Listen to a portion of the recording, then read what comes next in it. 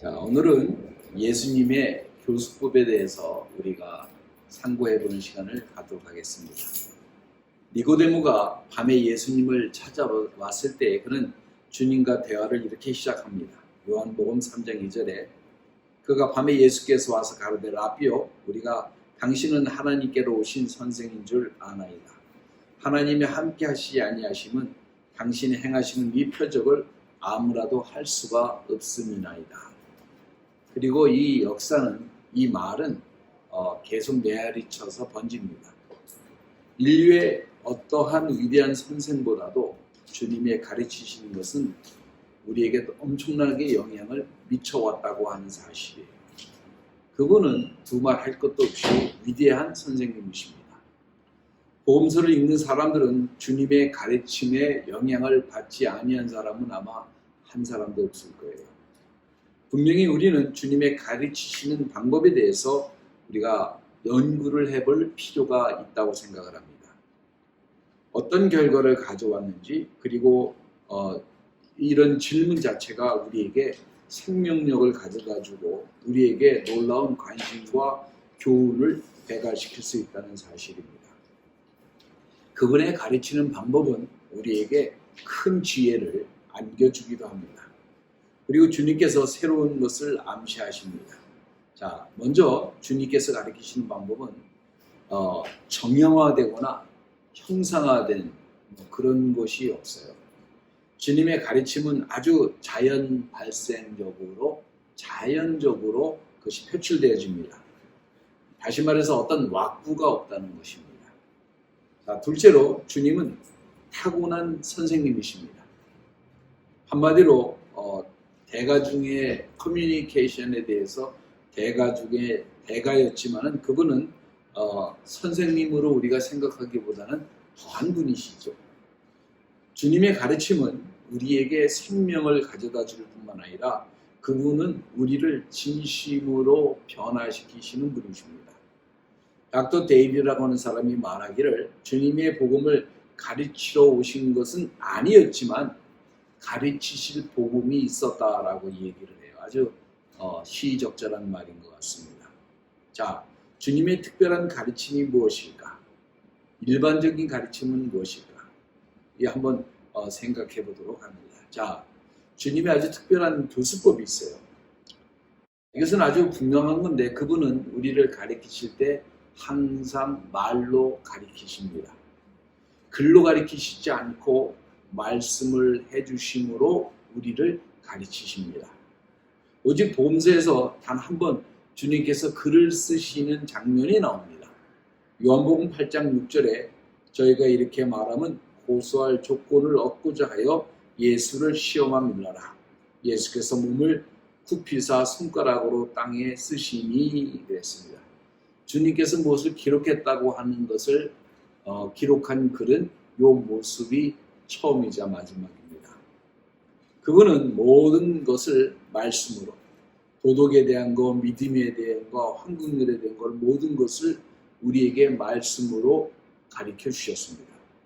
모든 주님의 말씀은 갈릴리 어부의 기억에 의존해 가지고 구전으로 이것이 전파가 되는 것입니다. 그럼 이 말이 변할 위험이 있지 않을까라고 또 먼저 생각하시는 분이 있을 수도 있어요. 오랜 세월이 지난 후에는 말의 뜻이 본질이 변질되거나 퇴색할 수도 있지 않을까 이렇게 생각할 수도 있습니다. 아닙니다. 주님이 분명 알고 계신 것은 한번 씨앗이 심겨지면은 그대로 보존되는 것을 알고 계십니다. 다시 말해서 주님께서 입 밖에 내신 그 말씀은 성령 하나님께서 제자들의 마음속에서 기억나게 하시고 또 생각나게 하신다고 하는 사실이에요. 그래서 주님께서 말씀을 사람의 심령에 심어 놓으시면은 주님은 그것을 그대로 묻습니다. 그리고 그 말씀이 그 사람의 심령에 깊이 새겨지게 되고 사로잡게 되고 그 영혼을 변화하도록 인도하신다고 하는 사실입니다. 그래서 자신의 가르침을 책으로 남길 필요가 전혀 없습니다. 심겨진 말씀은 죽지 않고 세대가 변해도 사람들의 마음 속에서 역사하게 될 것을 알고 계셨습니다. 입세는 황제와 갈릴리라고 하는 사람의 책에서 4세기 황제인 줄리안의 고백을 통해서 이렇게 말합니다. 그분은 지금 어디에 계십니까? 골고다 다음에 어디서 일하십니까? 만약에 그분이 계속해서 고통당하시고 정복하시고 고통당하시고 정복하시는 이런 일련의 과정을 계속해서 하고 계시다면은 바로 이것이 주님의 말씀에 관한 이야기일 것입니다. 자, 둘째는 주님의 가르침은 항상 일상적인 사건들 속에서 그대로 나옵니다. 이것은 주님께서 미리 생각하시고 이 말을 해야지라고 준비하시고 말씀하는 것이 아니라 특별한 환경에 맞이했을 때 그 환경 속에서 자연스럽게 주님께서 그 가르침을 우리에게 전해주신다는 사실이에요. 마태복음 12장 10절에 한편 손 마른 사람이 있는지라 사람들이 예수를 송사하려 하여 물어가로되 안식일에 병을 고치는 것이 옳으니까. 이것은 주님이 가르치시려고 하시는 것이 아니라 주변 사람들이 먼저 물어본 말이에요. 특정한 상황에서. 마태복음 19장 16절에 어떤 사람이 주께 와서 가로되 선생님이여 내가 무슨 선한 일을 하여야 영생을 얻으리까. 이 말도 역시 마찬가지입니다. 누가복음 9장 46절에 제자 중에서 누가 크냐 하는 변론이 일어나니 마태복음 22장 17절에 그러면 당신의 생각에는 어떠한지 우리에게 이르소서 가이사에게 세를 바치는 것이 가하니까 불가하니까. 자, 주님은 이런 특별한 상황 속에서 영적인 절대적 진리를 우리에게 재조명해 주시고 우리에게 계시해 주시고 말씀해 주셨다는 사실입니다.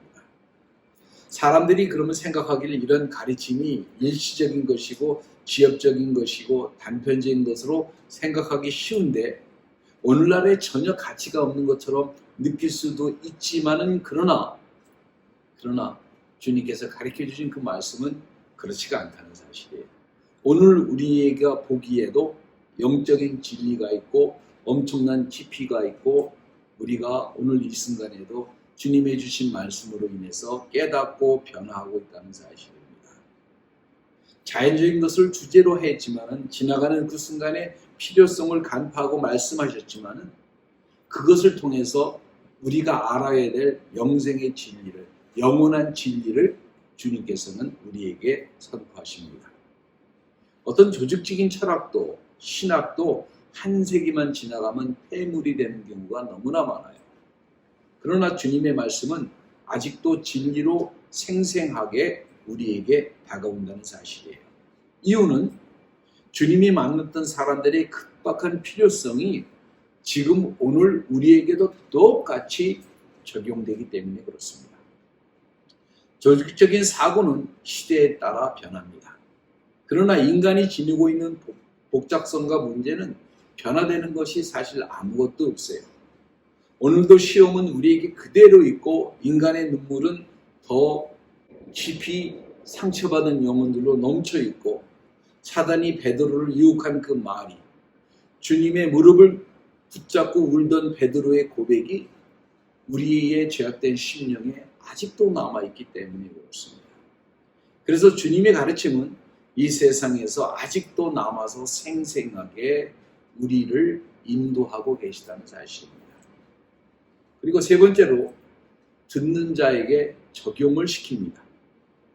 하나님께서 항상 보면은 예수님께서 우리에게 가르치실 때 듣는 자의 관점에서 시작하시면서 말씀을 전개하는 것을 볼 수가 있어요. 모세의 율법이 그들의 종교인가? 그리고 모세 율법에서 시작해서 더 좋은 하나님의 그 율법을 인도해 주십니다. 바로 이것이 무엇이냐면 산상수훈이에요. 민족적인 회복이 유대인이 원하는 것인가? 바로 이것을 시작을 해가지고 주님께서 장차 다가올 영원한 하나님의 나라, 영적인 왕국을 설명합니다. 그분은 항상 듣는 자의 입장에서부터 말씀을 시작해 주십니다. 놀라운 언어의 간결성이 또 있어요. 항상 보면은 말이 모호한 게 아니라 굉장히 직접적이고 간단하고 강렬한 언어, 당시의 종교인들과 같지 않는 아주 분명한 언어를 주님께서 사용하십니다. 그래서 듣는 사람으로 하여금 정말 도망갈 곳이 없을 정도로 그런 호소력과 설득력, 필요성을 갖추고 계세요. 그분은 서두르시는 법이 없었습니다. 항상 단계적으로 인도를 하세요. 요한복음 16장 12절에 내가 아직도 너희에게 이룰 것이 많으나 지금 너희가 감당치 못하리라 이렇게 말씀하십니다. 그러니까 듣는 자의 들을 수 있는 모든 능력을 수준에서 말씀을 하시고 들을 준비가 됐을 때 말씀을 하시는 것이고 만약에 준비가 안 되면 말씀을 안 하시는 거예요. 왜? 얘기하면 뭐예요? 이해를 하지 못할 텐데. 그러니까 처음부터 헌신된 믿음을 우리에게 강요하신 적도 없어요. 왜 여러분 그 하늘나라에 대해서 뭐 이렇게 뭐 어떻게 보면 유치하게 그러잖아요. 계시록에 보니까 진주문이 있고 보석이 깔려 있고 황금 끓이고 막 그러니까 어떤 사람이 유치하다고 생각하는데 그게 아니에요. 왜 그런가 하면은 세상에 있는 보석과 같은 걸 이렇게 귀하다라고 표현을 해준 거겠죠. 왜? 여러분 하늘에 대해서 여러분 설명하면 뭐 알겠어요? 언어가 다른데 대화가 되겠어요? 안 되는 거잖아요. 똑같은 겁니다. 자, 그분께서는 뭐냐면 불합리하게 우리를 강요하시거나 우리에게 뭐 이렇게 설득하거나 그러시거나 강요하거나 그러시지 않으세요. 그분께서는 항상 우리와 함께 계십니다. 우리의 수준에서 말씀해 주시고 우리의 수준에서 믿음을 제시해 주시고 단계별로 이끄십니다. 자, 그분의 가르침에는 그래서 비유적인 요소가 굉장히 많습니다. 그분의 예, 경구적인 표현, 역설은 다 비유예요. 그분은 비유로 우리를 가르치십니다. 이것을 통해서 인생과 하나님과 섭리, 운명에 대한 것을 비유로 다 가르쳐 주세요. 그것을 통해서 사람들이 주님이 보이고자 하시는 그 진리를 보도록 이렇게 인도를 해주시는 거예요. 종종 주님의 말씀을 듣는 중에 청취자의 마음속에 깨달음을 얻는 경우가 생기기도 합니다. 듣는 자의 능력에 따라 이해도가 다를 수밖에 없어요.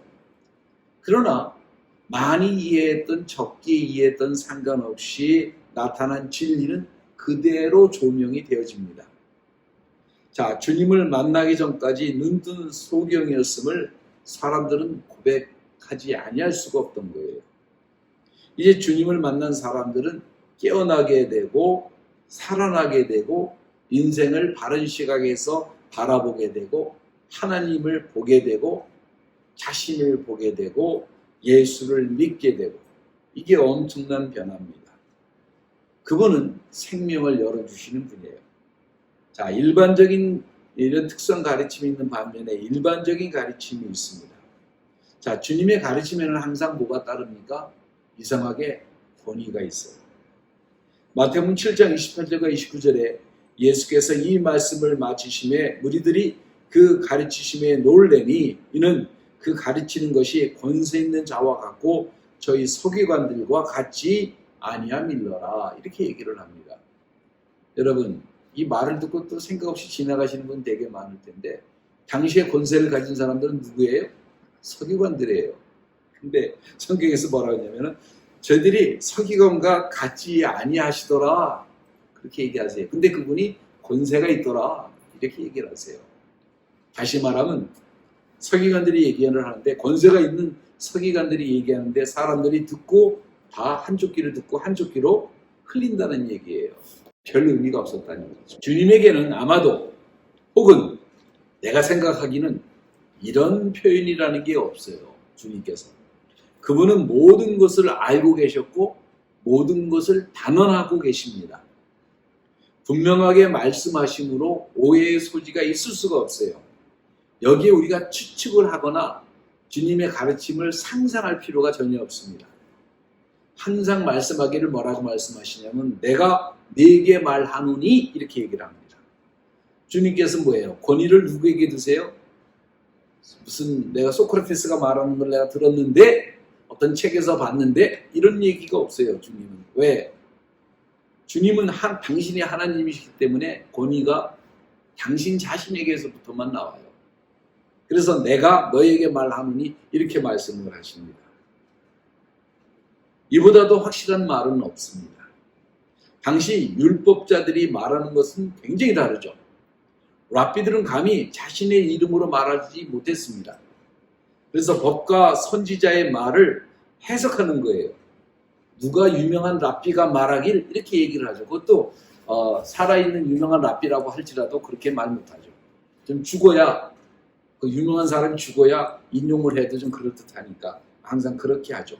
오늘날 똑같습니다.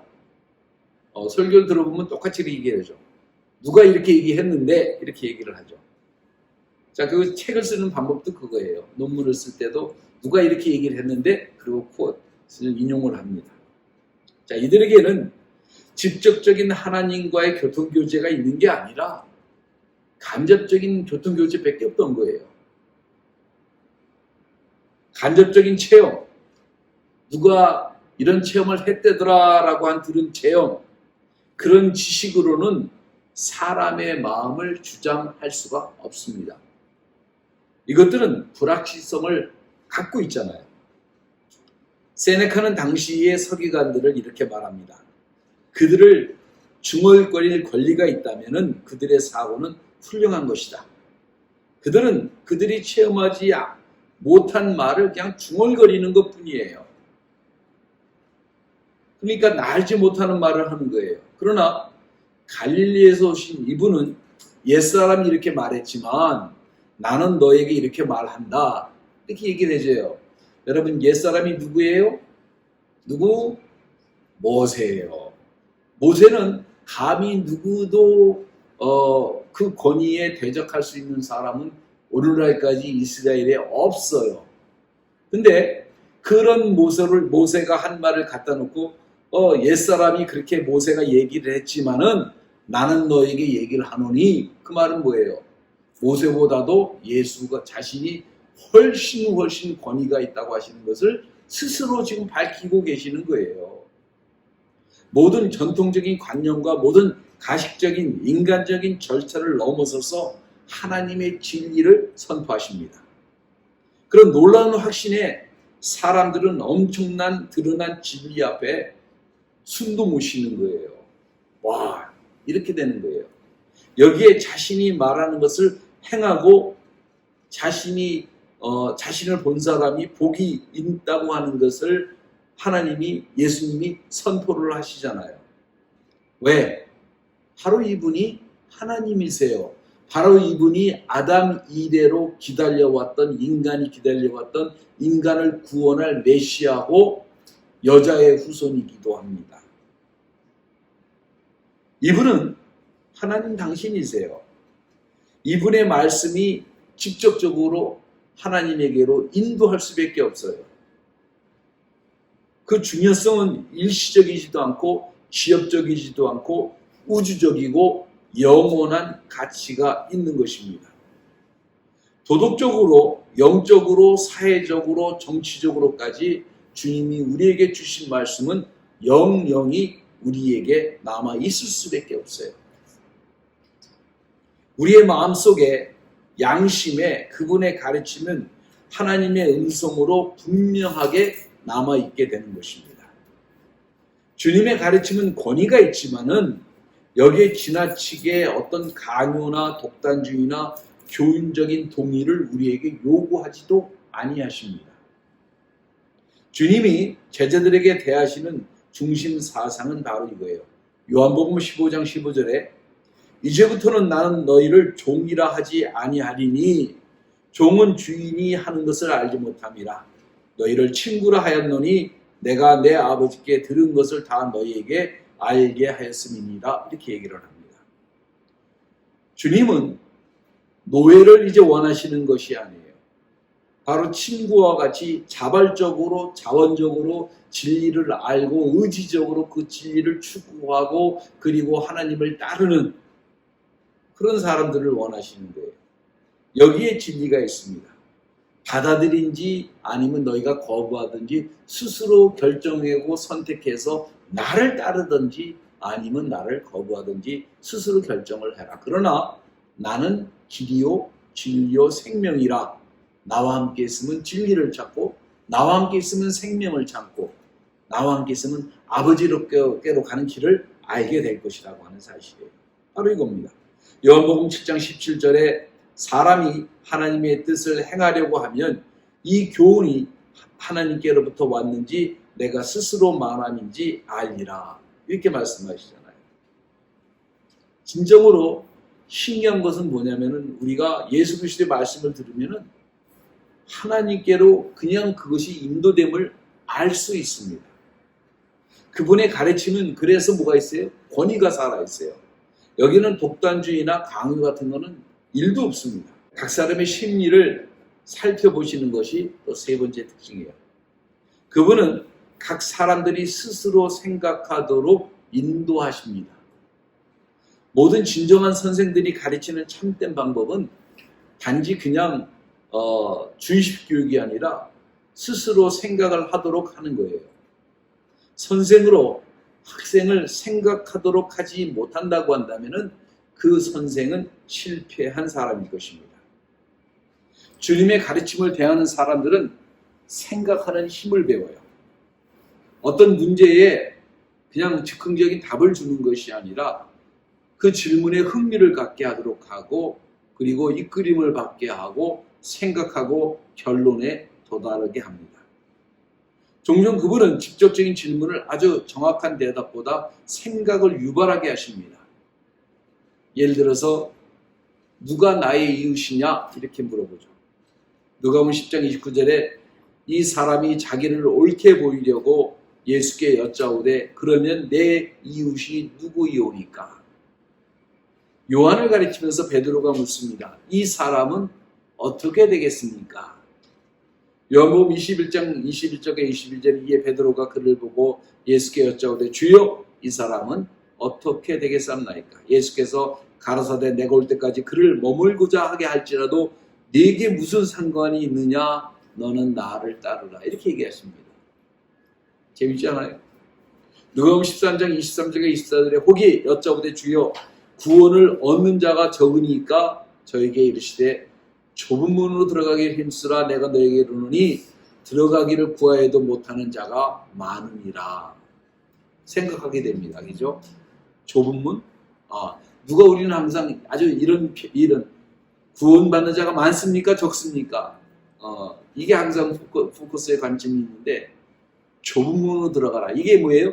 진정한 구원이라 이거예요. 요새 천국 가는데 넓은 문, 그 다음에 아주 편안한 길, 많은 사람이 가는 길. 이 길이 구원받는 길인 것처럼 착각하시는 분이 되게 많아요. 그래서 구원받은 사람은 캐딜락을 타고서 아주 깨끗한 프리웨이를 그냥 깃발나게 싹 드라이브하는 것처럼 달리는 어떤 환경을 생각하시는데 천만입니다. 그게 아니에요. 자, 주님께서 주신 모든 비유에는 목적이 있습니다. 영적인 현실을 영적인 통찰력으로 우리로 하여금 살펴보도록 하는 힘과 능력과 지혜를 주십니다. 주님께서 신명기에 있는 말씀을 인용하시는데 마가복음 12장 30절에 내 마음을 다하고 목숨을 다하고 뜻을 다하고 힘을 다하여 주 너의 하나님을 사랑하라 하신 것이라. 굉장하십니다. 심지어는 가족보다도 남편보다도 아내보다도 자식보다도 예수님을 먼저 사랑해야 하늘나라에 합당한 자라 말씀을 하십니다. 엄청난 요구를 스스럼 없이 하십니다. 그러면서 뭐라고 그러냐? 마태복음 11장 15절에 귀 있는 자는 들을지어다. 하나님 우리에게 전부를 요구하세요. 자, 주님께서 하나님께 주신 영적인 힘을 여러분 사용하시기 바랍니다. 주님은 항상 만들어 놓은 답을 우리에게 주시는 것이 아니에요. 문제가 많은 곳에 안식일의 문제, 종교, 정치, 사회, 주인과 종에 관한 문제, 더 많은 주제들 이런 것들에 대해서 답을 내려주신 게 너무나 많아요. 오늘 시대를 살아가는 사람들이 가지고 있는 수많은 정치적 이슈에 대해서도 아주 크리스탈 클리어, 아주 분명한 답을 우리에게 주시고 있다는 사실이에요. 그러나 주님은 이런 것들을 법을 세울 입법자로 오신 것이 아닙니다. 모든 문제의 답을 일률적으로 주시기 위해서 오신 것도 아닙니다. 주님이 원하시는 것은 우리를 위해서 죽으신 모든 것이 우리에게 산 지식이 되어서 삶의 현장에서 우리가 하루하루 믿음 가운데 승리할 수 있도록 인도하시는 것이 주님이 원하시는 것입니다. 주님의 모든 교훈은 우리로 하여금 그래서 뭐냐면 현장에서, 삶의 현장에서 생각나게 하고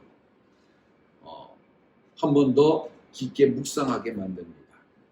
근본 원리를 깨닫고 이것을 우리의 다양한 삶 속에 적용시키시기를 주님은 오늘도 원하세요. 고린도후서 3장 6절에 또 저가 또 우리로 새 언약의 일꾼 되기에 만족해 하셨으니 의문으로 하지 아니하고 오직 영으로 함이니 의문은 죽은 것이요 영은 살리는 것임이라 이렇게 얘기를 합니다. 자, 또 다른 방법 중에 하나는 주님이 자신이 가르치시는 그대로 삶을 살으셨습니다.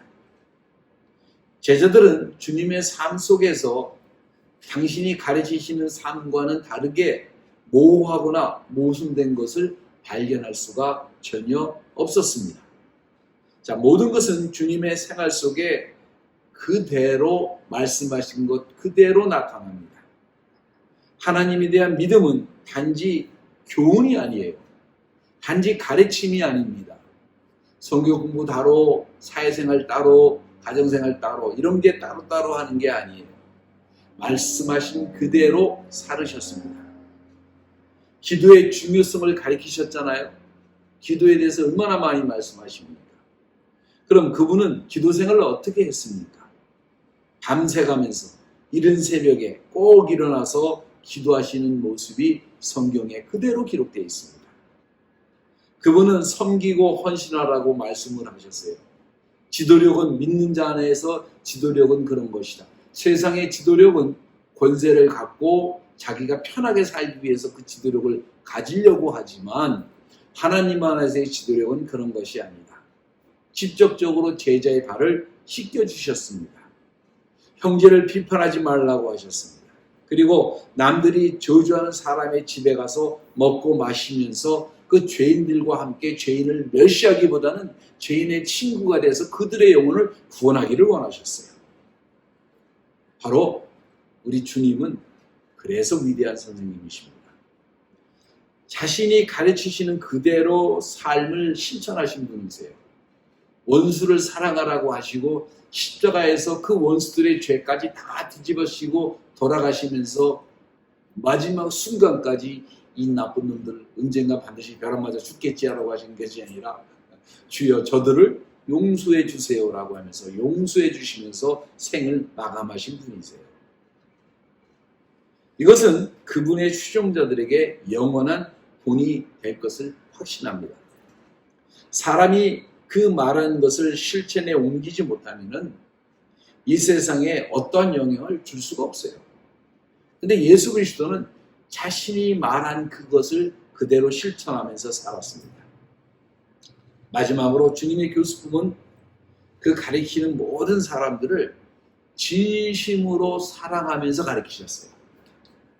단 한 사람도 어느 누구에게도 속에서 다친 마음으로 경멸하는 마음으로 무시하는 마음으로 말씀을 주신 적은 단 한 번도 한순간도 없었다는 사실입니다. 어거스틴이 말하기를 진정으로 사랑하는 영혼은 다른 영혼의 사랑의 불을 지핀다라고 이렇게 표현을 한 적이 있는데 이것이 바로 주님이 아마도 성공했다면 이상하지만은 성공하신 비결 중에 하나가 아닐까 생각을 해봅니다. 주님의 사랑이 그 제자들을 사랑의 사람으로 변화시켰고 그 제자들이 또 다른 제자들을 삼아 주님의 말씀을 가리키면서 그 사람들이 사랑의 제자들로 또 변화되어지고 또 변화되어지고 또 변화되어지는 것을 우리가 알 수 있습니다. 그래서 예수 믿는 사람들은 남을 사랑해주는 사람입니다. 자신의 권리를 찾기 위해서 악을 쓰고 내 것 안 뺏기기 위해서 목청을 높이고 상대의 멱살을 부여잡고 절대 나는 네가 함부로 할 수 있는 사람이 아니야 라고 하는 것을 보여주는 사람들이 아닙니다. 어떻게 보면 세상의 바보일 수도 있죠.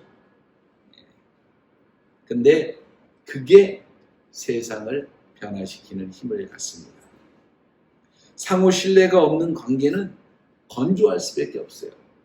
믿을 수가 없어요. 근데 예수님과 제자들 사이에는 서로 사랑하는 걸 알기 때문에 엄청난 힘이 있어요. 예수님의 제자들과 그 제자들의 관계 또한 그렇습니다. 그 제자들과 그 또 다른 제자들의 관계는 또 역시 마찬가지입니다. 배경이 근본적인 교제의 목적이 사라의 목적이 돈을 구하거나 무슨 일을 프로젝트를 성공시키거나 유명해지거나 뭐 그런 것이 목적이 아니에요. 모든 제자들의 목적은 그리스도로 변하는 것이 목적이고 하나님의 사랑 앞에 한 발자국 더 다가가는 것이 목적이고 이 역사적인 반복적인 가르침이 지속적으로 파워풀하게 더 강력하게 나타날 수밖에 없는 것입니다. 상호 신뢰가 넘치는 그러한 관계예요. 이곳에 사랑과 영광과 기쁨과 신뢰와 확신이 넘칩니다. 여러분은 여러분의 믿음의 공동체 안에 이런 사랑과 확신과 신뢰와 영광과 기쁨 그런 존중이 넘칩니까? 기도하겠습니다. 하나님 아버지 감사와 찬송과 영광을 아버지 앞에 돌립니다. 우리와 함께 하시고 인도하시고 이끌어 주시고 주님의 가르치는 대로 삶을 살아가는 저희들 다 되게 하옵시고 주님이 가르치시는 그대로 아버지 저희들 변화받는 역사가 일게 하옵시고 주님이 가르치시는 그대로 저희들 한 사람 한 사람이 작은 예수가 되어서 저희들이 말하는 것이 생각하는 것이 행하는 것이 아버지 하나님이시여 주의 영광을 돌릴 수 있는 그러한 사람들로 구별된 축복이 저희들 삶 가운데 내내 일어나기를 인도해 주옵소서. 모든 것을 찬양드리며 예수 그리스도의 이름으로